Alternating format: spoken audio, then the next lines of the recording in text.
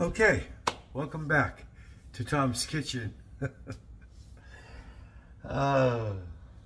So I'm going to make something unhealthy today. No, actually, what I'm making is lasagna, a meat lasagna. And so I got gluten-free pasta. The reason that I'm calling it unhealthy is because, you know, this pasta here is not the greatest thing for you. It really isn't. I'm going to regret after I have this tonight. But it's kind of like a cheat meal. I'm also going to put this manicotti in it. These manicotti ravioli or pasta, macaroni product. So what I made was, let me show you here. This is my homemade, I'll use this camera here. This is my homemade tomato sauce, like my homemade pasta sauce from my tomatoes in the garden last year. And then I also used some, one jar of a store-bought that I had, an Italian one. That's in there, some dried oregano from the garden, some other herbs and spices, some crushed up garlic. And in here, so that's going to be the sauce for the lasagna. And so already by itself, the sauce tastes terrific. And then this, in this Dutch oven, let me take the lid off. Last night I made neck bones and short ribs. Let me bring this over here for dinner. And this is what's left right there. And then today, and this is the rendered fat and some avocado oil that I started with a little bit on the bottom. But most of this juice is the rendered fat and whatever moisture. I don't think I added any water to this, but you can see all the fat. So if I was to cool that off, that would all coagulate. And then there's finely chopped onions. You can see in there, I put that in today. Just to put some onions in the lasagna. I didn't have that last night. And then these are carrots that I cooked last night in here. This is from the garden. I'm just going to eat it. Oh my God. Carrots soaked in meat fat. Liquid meat fat. If you know short ribs, then, and they're pretty long for short ribs. They're not really a short rib, I don't think. I think they're just a rib bone. Anyway, I'm going to strip the meat off of this and chop the meat up.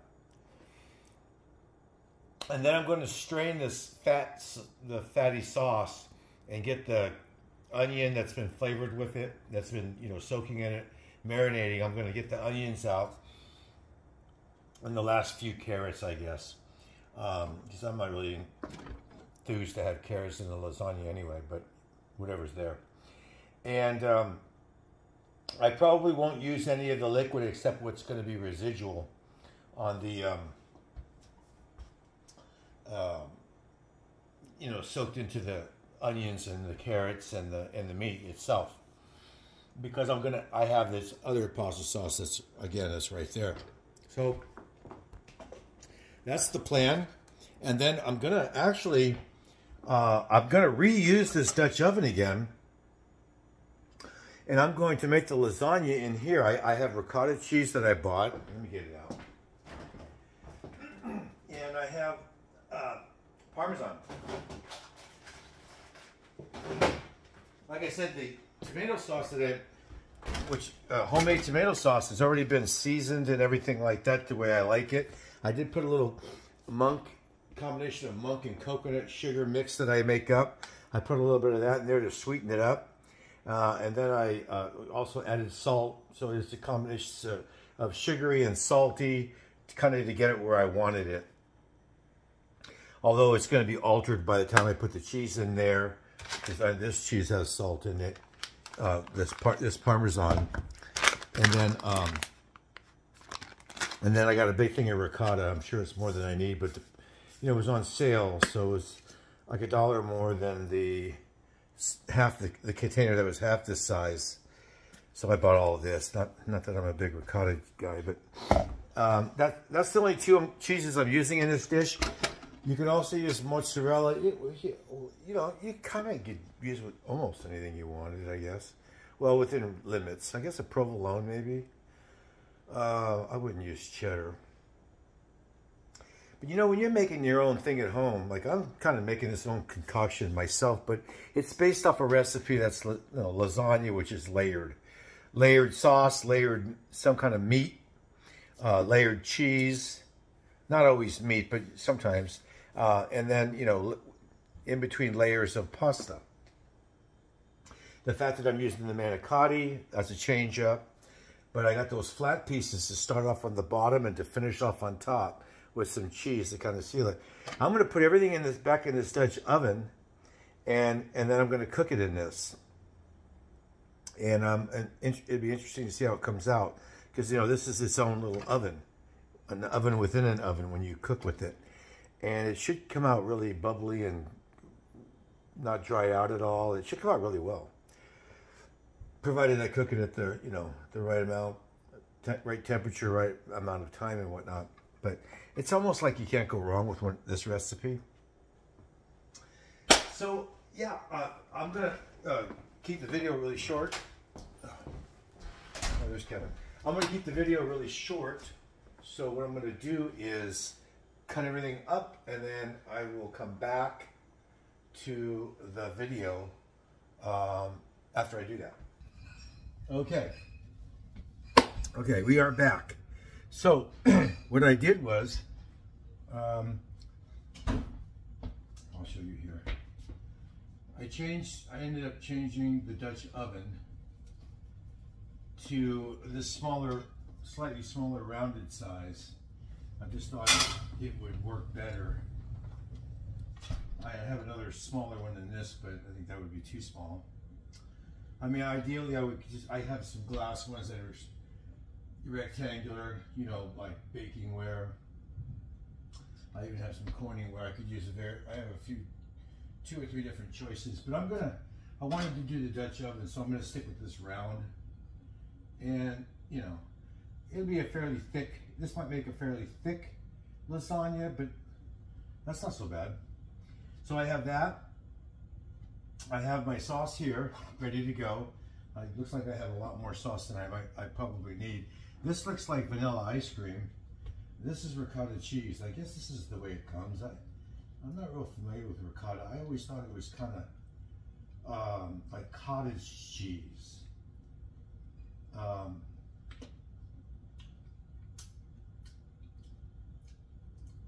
Feels like it tastes like it has.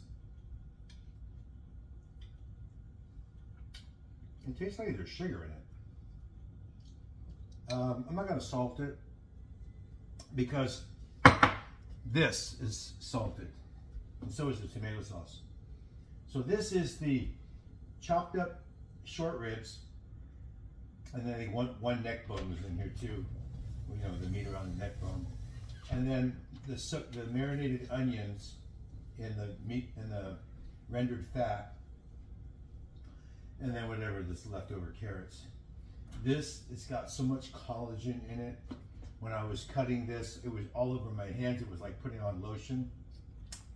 And the meat is so rich and fatty. So I drained, with a colander, I drained away a lot of the fat, and then I even rinsed the onions, and not the meat, but the onions and the carrots. I rinsed them in a colander after I strained them, just to get more of that meat, that fat, beef fat off. So, okay, so to begin, what am I doing? I'm going to begin with some, I'm trying not to make a mess, pasta on the bottom. And this has a few diced tomatoes, or chopped tomatoes. So, you know, it looks like I have too much sauce, but just putting the bottom layer on here, I think it's going to go pretty fast.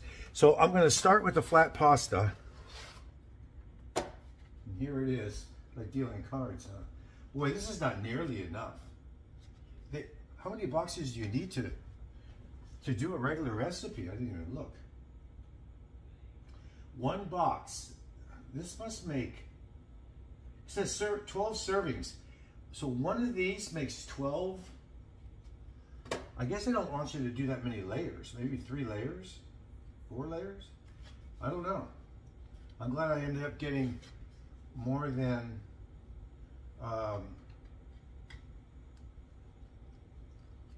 one thing of pasta. So I'm just gonna layer this. I'm not getting in the corners very well. Should I double it up? I don't know. I mean, should the base be really... I kind of feel like I should just...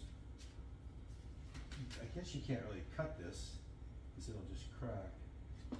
Maybe I could break the corners off and manipulate it to where... Yeah, you can.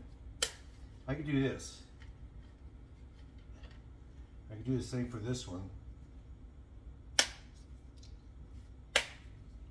And kind of get it into, well, that didn't work. I did it right there, like that, and then put that there.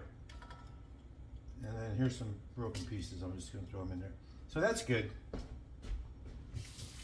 All right. So the first layer is whatever I want it to be, right? And let's just start with the ricotta. I have a little bit more in the container. It was 32 ounces. Now, I don't know. See, this doesn't...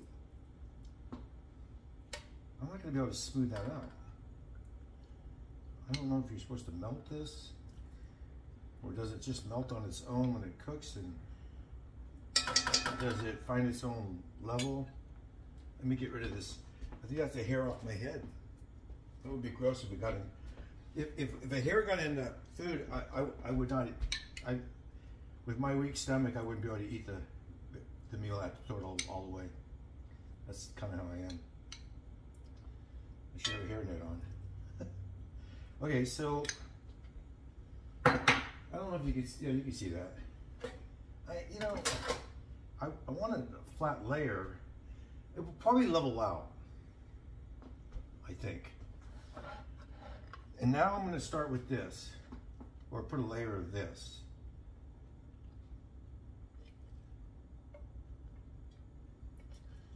And then I'm just hoping that I'm doing this kind of, I don't know. I wish I had a little bit more of this mixture. I guess you don't really need to completely saturate each layer, I don't think. Yeah, okay, so, and the Parmesan is mainly for I'm going to top it off, but I'm going to put a little bit. There's also a little bit of Parmesan in there. But I'm just going to give it a sprinkle and try to save a lot of it for the top. And now, more sauce. This is kind of cool. So, yeah, I mean, it'll be interesting to see how this turns out. All of these ingredients on their own are fantastic. The meat and the onions and the carrots are just, just by themselves, they're really good. This pasta sauce is homemade. It's flavored just the way I like it, from my garden tomatoes last year. So there's nothing wrong with that at all. Now I'm going to use manicotti. So I could probably get away with another layer of this, then the manicotti. Let me do 2 layers of this, then the manicotti. So by, like, what was I saying? By itself, these layers of,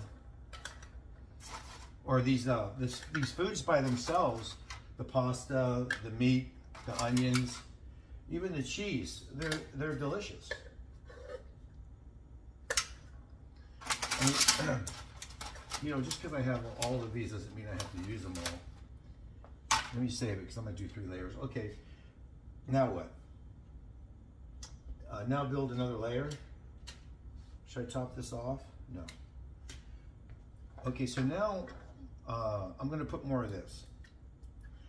Because the manicotti is hollow, and it'd be kind of cool. I could stuff them with cheese, but is it necessary? I don't think so. Okay, that's a lot of sauce. A little bit of Parmesan. Maybe a little more. Some of the meat mixture again.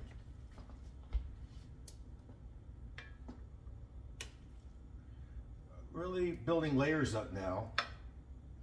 I'm sure it's going to settle a little bit as it cooks, but that's a pretty good layer right there. And the ricotta cheese. I think the ricotta cheese is really going to add a good element to this. There's that. And then more of the manicotti now. So there. That's a lot of pasta. Okay, so I'm going to, this will be the last, there'll be a top layer. This is the second to last. This might be the last layer.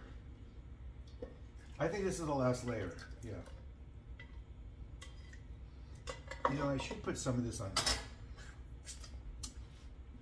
top. Yeah.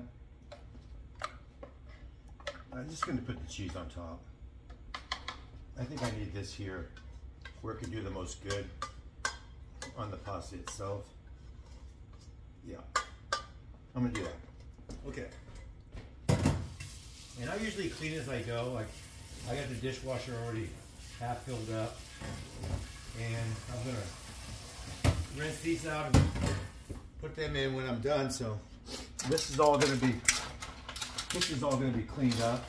I just don't walk away and leave it a mess. I don't want to deal with it later. The last thing I want to do is when I do eat is get up and clean. You know, I don't even know if I can get up after a big meal like this. So here's the last layer. I think this is gonna, you know, I'm not following any specific recipe, but I've been cooking all my life, so, you know, I know what will work and won't work, and I know that this will work. And there's more excitement in your own recipe than there is in doing something that's been tried and done before, and that's really somebody else's invention. But everything's a knockoff of somebody's prior invention. You know, somebody's done it before, right? I'm glad I saved that Parmesan for the top. Everybody's,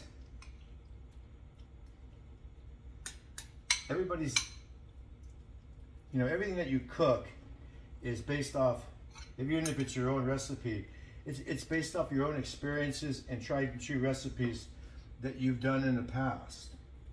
You know, rarely are you breaking new ground.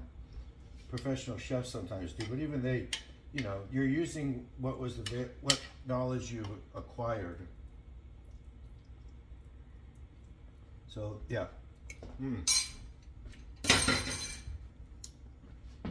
Wow. Okay. So rather than put cheese on top of here, I'm going to put one more layer. This has got a lot of pasta. And this layer I'm not going to put the chips in because I want to make this a clean layer. Somewhat clean layer.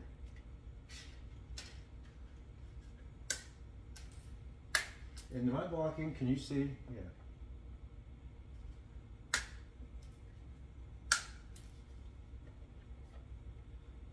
There we go. I do wish I had a little bit more sauce for the top. I have another frozen one. I'm not going to bother.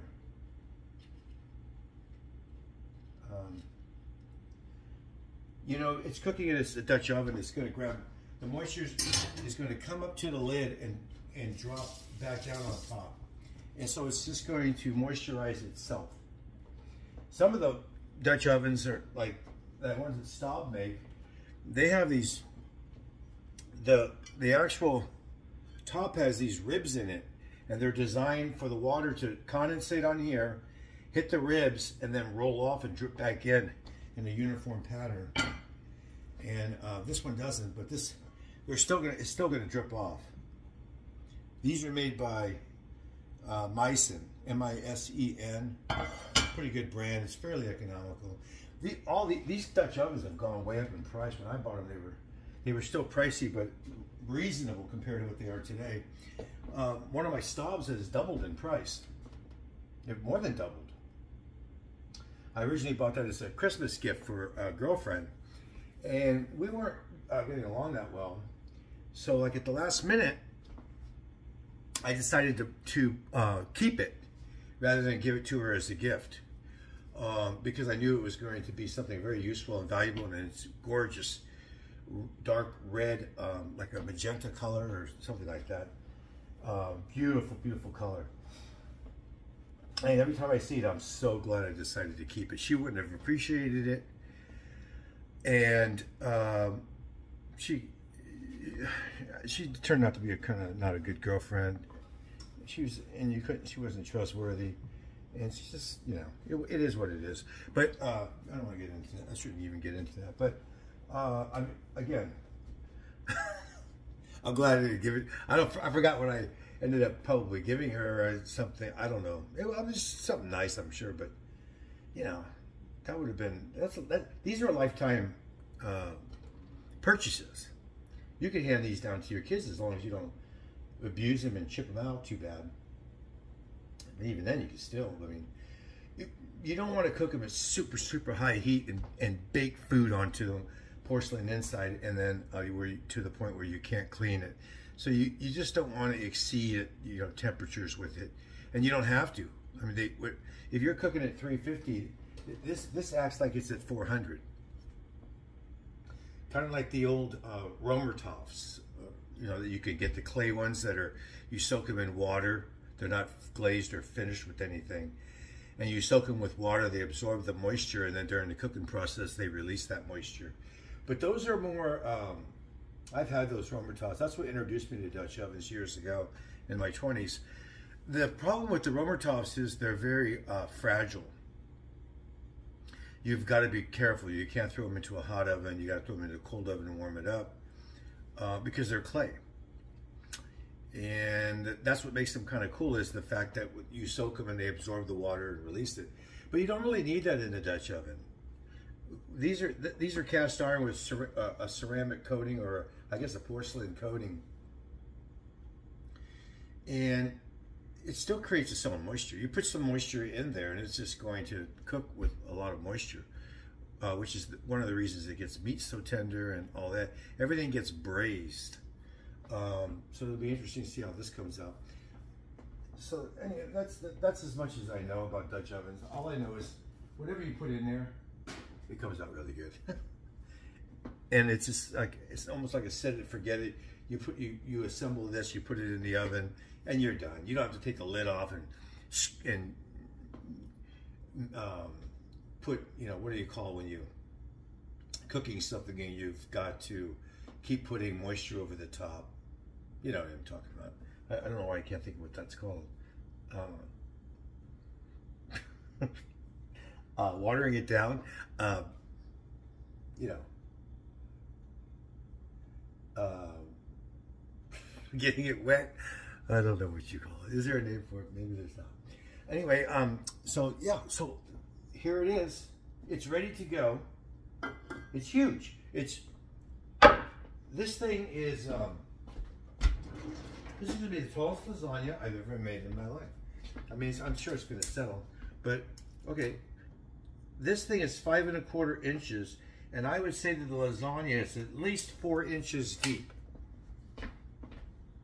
And you saw me assemble it, so there's a lot of stuff in here.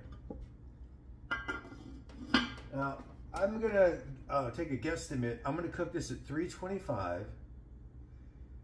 Yeah, I think I'm gonna cook it at 325. because that's going to be way past simmer. And everything, you know, will melt and whatnot. And I think I'm going to cook it for a minimum of 90 minutes. Yeah. So that's it. Okay. I'll try to give you a glimpse of it later if I survive my workout and I'm not in the hospital. I think I'm gonna go ahead and film my workout and see if it's worth, if I can edit it and get something worth posting that is interesting where I can, you know, somebody will watch it. Okay, bye. Okay, so here's the lasagna. I left it in. I was supposed to take it out at 6:30. It's 7:15. The workout session got away from me. It was a long session, but that's because it was so slow. So the top, that's why I wish I would have had. I wish I would have had more tomato sauce for the top, because the top did dry out. I could see that. But let me scoop a little bit out. The noodles on top dried out, it looks like. Kind of cool looking though. Look at it. See that? Look at that. That's amazing. Look at that. Oh, let me show you with the phone. Look at that. I'm trying to pull a piece off and eat it. Look at that. Oh, wow. I'm doing the Mark Wiens. I'm doing, like, the Mark. Okay, so, here. I overcooked it, but, ooh. Ooh. Oh, that's the cheese. Mmm. Oh my God, it's good. And each layer is going to be wetter because, you know, the marinara sauce or whatever is down to bottom.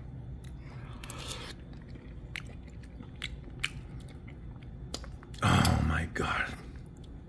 This is incredible.